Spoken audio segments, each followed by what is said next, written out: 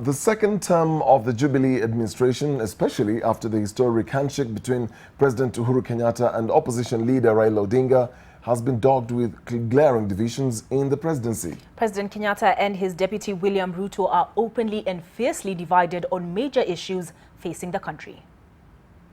President Kenyatta is pushing for his administration's renewed war on graft and boosting the capacity of the multi-agency anti-corruption team, including the Directorate of Criminal Investigations and Office of the Director of Public Prosecutions.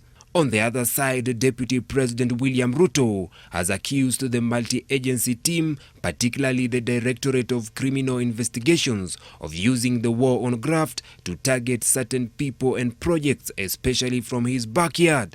I want to ask that as we prosecute the war against corruption, it must not be a war that is targeted at certain people or certain projects predetermined for political reasons. While President Kenyatta insists his handshake with Raila Odinga will unite the country and create an environment for growth and prosperity, his deputy has accused Raila Odinga of taking advantage of the handshake to destroy the Jubilee party.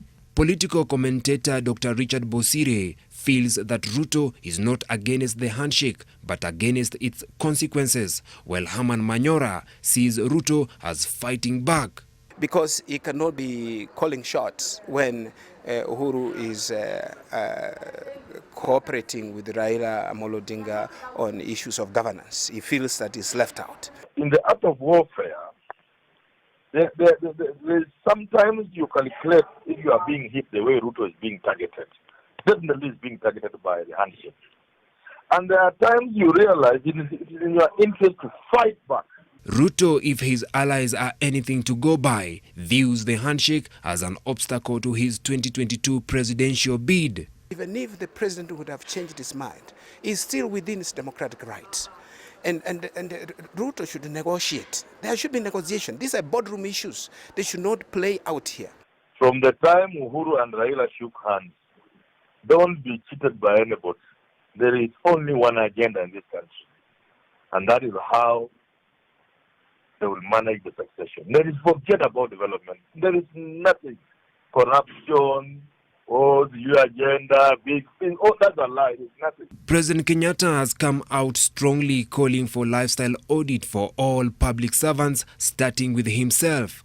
However, DP Ruto later came out insisting that the famous lifestyle audit only started and ended with him, arguing that no other person has been audited so far.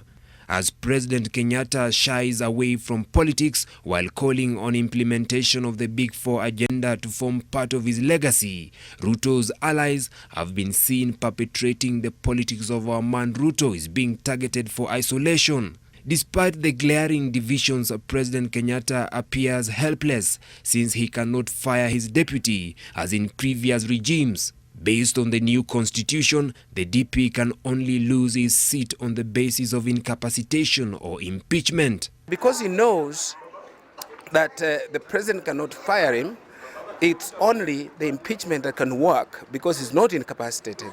Therefore, he plays the politics. You play the politics of survival. Whether the Jubilee administration and the original partnership between President Kenyatta and his deputy Ruto will withstand the current division in the presidency ahead of the 2022 general elections remains a matter of time will tell. Vincent Oduor, NTV, Nairobi.